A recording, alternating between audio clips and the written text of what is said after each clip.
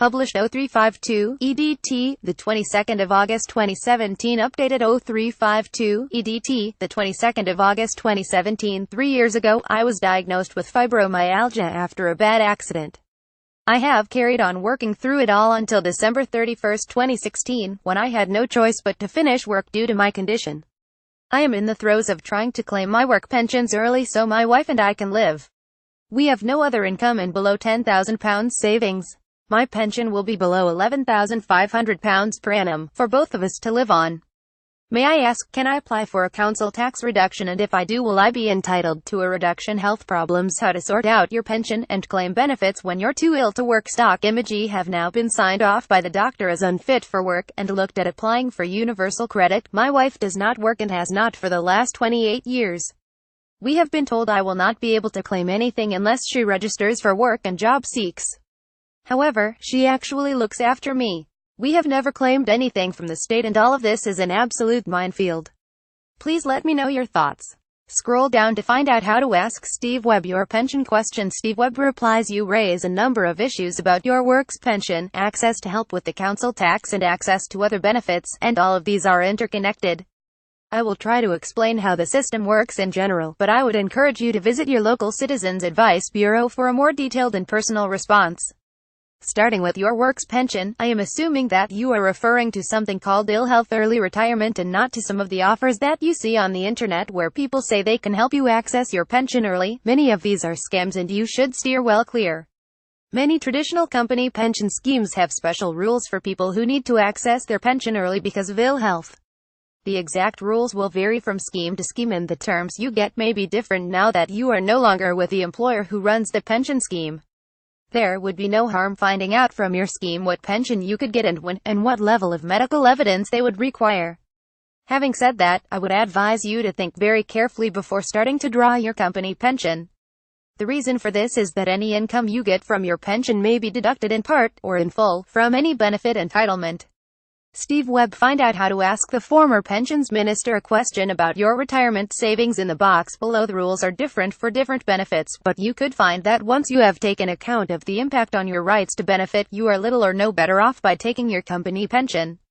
And if you have had to sacrifice some of the value of your company pension, for example, getting a reduced rate because you are taking it early, then you might be better off not to take the pension until the due date. Regarding help with the council tax, each local authority will have its own council tax reduction scheme. This was once a uniform national scheme, but these days each local authority has slightly different rules. Most people over state pension age and on a low income would generally get their council tax paid in full, but as you are under pension age, you will almost certainly be left with some of the council tax to pay. As noted above, if you boost your income by claiming your company pension, this income will be included by the council when they look at whether you can afford to pay the council tax, and as a result they will give you a lot less help, if any at all, than someone who did not have a company pension. The Citizens Advice Bureau should be able to explain this to you in more detail and with reference to the particular local authority in which you live. The good news is that help with council tax depends purely on your income and not on whether you or your wife is working or looking for a job. You mentioned the expectation that your wife should be looking for work before you can claim universal credit. The reason for this is that universal credit is paid to households whose total income is below a certain level, and all members of the household are expected to do what they can to provide for themselves by looking for a job if they are fit enough to do so.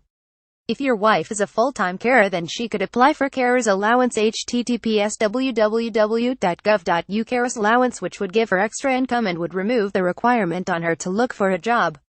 However, the rules for carer's allowance are tough, and one of the requirements is that the person being cared for has to be getting a disability benefit such as Personal Independence Payment (PIP). If your fibromyalgia is having a serious impact on you and you need a carer to help with daily living, e.g. cooking a meal, getting dressed, etc., then you could claim PIP and she could claim carer's allowance, and then you could perhaps both claim universal credit. On the other hand, if you have much lower level care needs than this, then I'm afraid that if your wife is able-bodied and fit to do paid work, then the Department for Work and Pensions would expect her to look for work to help support the two of you as a condition of paying universal credit. Former Pensions Minister Steve Webb is This Is Money's agony uncle. He is ready to answer your questions, whether you are still saving, in the process of stopping work, or juggling your finances in retirement. Since leaving the Department of Work and Pensions after the May 2015 election, Steve has joined pension firm Royal London as Director of Policy. If you would like to ask Steve a question about pensions, please email him at pensionquestions@thesismoney.co.uk. Steve will do his best to reply to your message in a forthcoming column, but he won't be able to answer everyone or correspond privately with readers. Nothing in his replies constitutes regulated financial advice. Published questions are sometimes edited for brevity or other reasons. Please include a daytime contact number with your message. This will be kept confidential and not used for marketing purposes. If Steve is unable to answer your question, you can also contact the Pensions Advisory Service, a government-backed organization which gives free help to the public.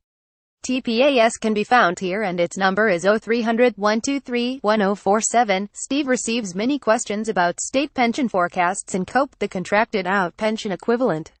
If you are writing to Steve on this topic, he responds to a typical reader question here.